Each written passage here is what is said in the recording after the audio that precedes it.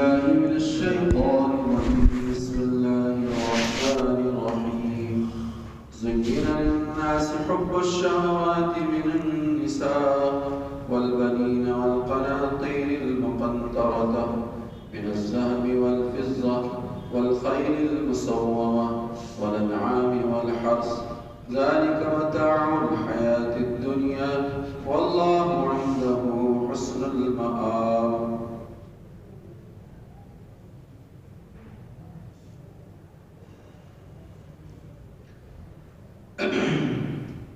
لوگوں کے لیے شہوتوں کی محبت کو مزین کیا گیا ہے اور قرآن کریم میں ان کی تفصیل بیان فرمائی. من النساء سب سے زیادہ مرغوب جو ہیں، جن کی محبت سب سے زیادہ ہوتی ہے، وہ عورتیں ہیں. اس کے ذریعے سے بھی مردوں کو آزمایا جاتا ہے، تو عورتوں کی محبت سب سے زیادہ غالب ہوتی ہے بقیہ اور چیزوں کے مقابلے میں. لیکن نیک بیوی جو ہے وہ دنیا اور آخرت کے لیے بہت بڑی نعمت ہے. نیک بیوی کی محبت دل میں ہو، یہ ایک بہت بڑی دولت ہے.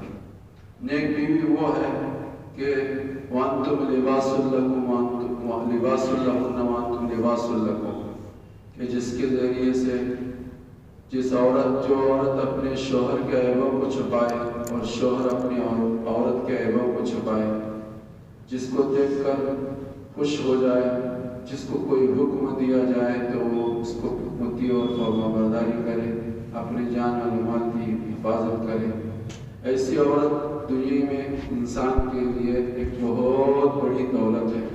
اور عورت بد چلن ہے، بد اخلاق ہے، اور شریعت نے جس عورت کو بہتر عورت کا ایسی عورت نہیں ہے تو اس مرد کے لیے دنیا ہی جہنم ہے. تو عورتوں کی محبت. نمبر 2، بیٹوں کی محبت. زمانے جاہلیت میں بھی اور آج کے زمانے میں بھی لڑکیوں کے مقابلے میں بیٹوں کی عظمت اور بیٹوں کی محبت دل میں رچی اور بسی ہوئی ہے. یہ بھی ایک محبت کی چیز ہے. یہ عورت کے بعد دوسرے نمبر کی چیز ہے کہ مرد کے دل میں عورت کے بعد بیٹوں کی محبت زیادہ ہوتی ہے.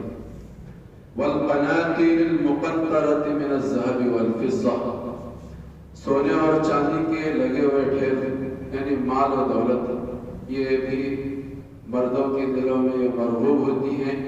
اس سے لوگوں کے دلوں میں محبت ہوتی ہے مال پانے.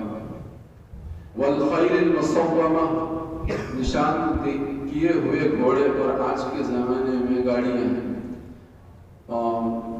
جو لوگ گاڑیوں کے ساتھ رہتے ہیں ان کو اچھی طرح سے معلوم ہے کہ جس طرح سے مرد جو ہے عورت اچھی خوبصورت عورت کی متلاشی ہوتا ہے، اس طرح سے مرد حضرات اور انسان جو ہے اچھی گاڑیوں کے خریدنے کو اور اچھی گاڑیوں کے رکھنے کو بہت ہی زیادہ مرغوب اور محبوب رکھتے ہیں.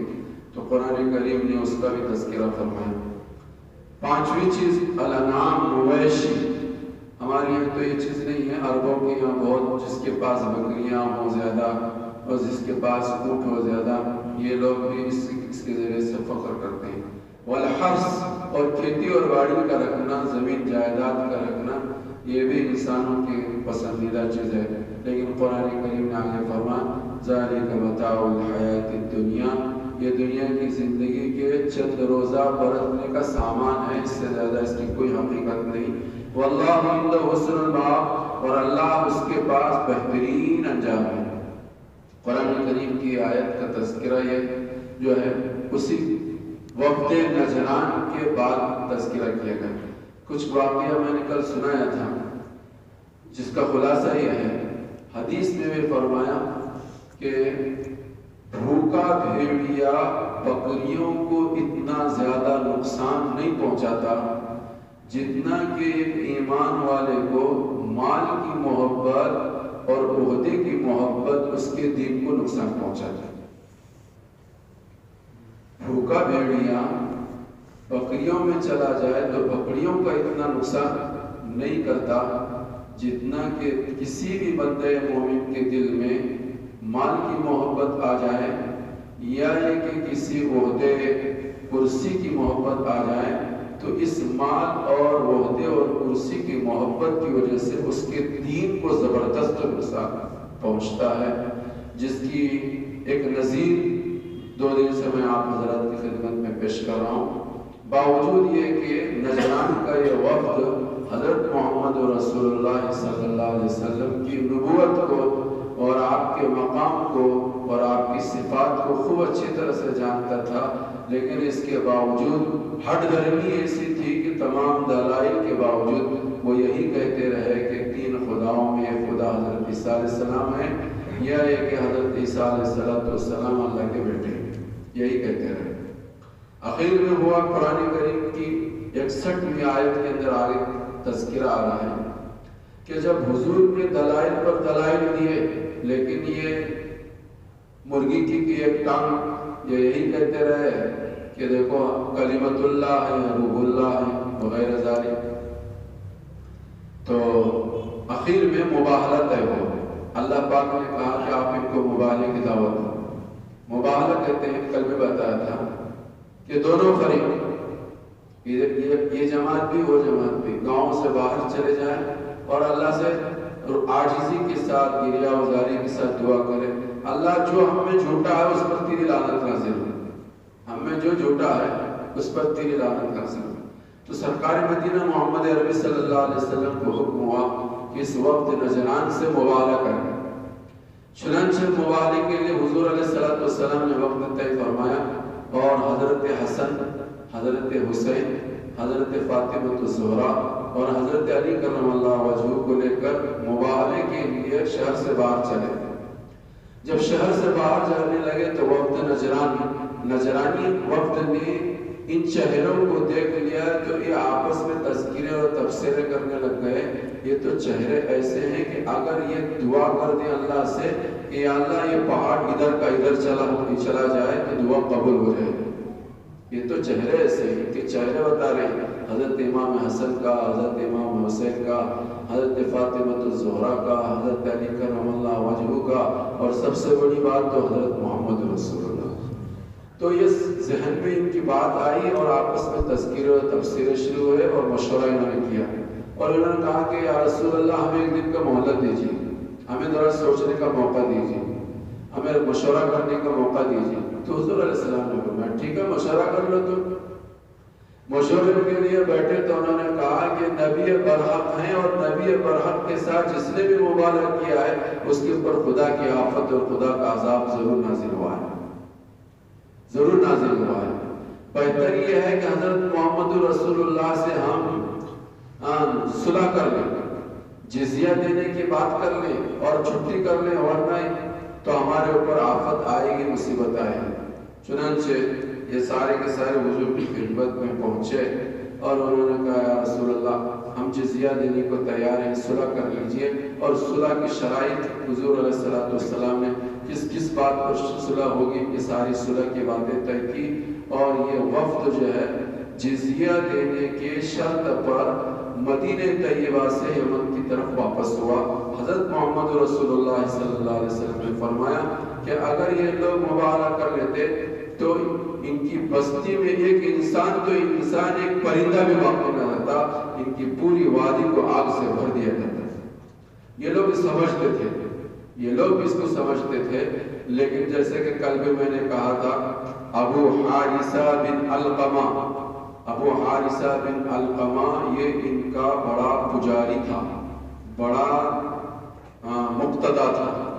اس مقتدا کے اوپر یمن کا جو بادشاہ تھا وہ نصرانی بادشاہ تھا، اس کے نام سے مختلف گرجا گھر اس نے بنائے تھے اور یہ قوم کا امام تھا، اس کے اوپر مال و دولت کی ریل پیل تھی، اس کو ایک منصب اور ایک مقام دیا گیا تھا، ساری قوم کا امام تھا۔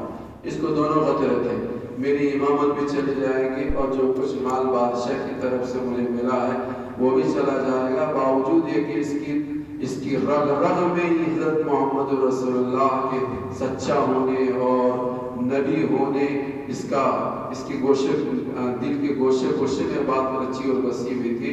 اس کے باوجود یہ واپس جو ہے नसरानियत के साथ ये वापस हुआ और ईमान और इस्लाम को इसने कबूल नहीं किया। उसी को हुजूर अलैहिस्सलाम ने फरमाया दुनिया में ये दो चीज़ों की मोहब्बत तो सबके दिल में होती है, लेकिन इस मोहब्बत में आकर सही को गलत और गलत को सही कहना या माल की लालच में किसी गलत की हिमायत करना, बातिल की हिमायत करना, और आजकल जो आने वाले दिनों में हालात में अल्लाह हमारे जवानों को सही समझ दे, मुल्क की तकदीर का और मुल्क के खैर और शर का फैसला होने वाला है।